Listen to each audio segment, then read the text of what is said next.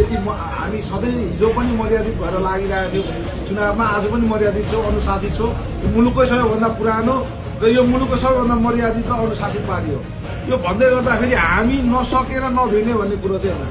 मर्यादित र अनुशासन सँगसँगै हामीसँग त्यति तागत छ, जुन तागत चाहिँ नेपालमा रहेको अरू कुनै दलको केटाहरूसँग छैन।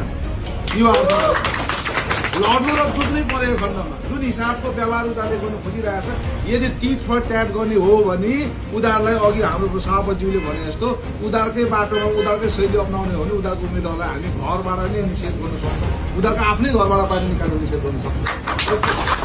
त्यो कुरामा हामी विश्वास गर्दैनौँ। जुन हिसाबको हरकत गरेछ एकदमै निन्दनीय छ। मैले त कार्यान्वयन भएन, अनदेखि गर्यो प्रशासनले भने हामी त्यसलाई चाहिँ अक्षर अक्षर पालना गर्नुको लागि हामी आफै खबर पाउँछौँ।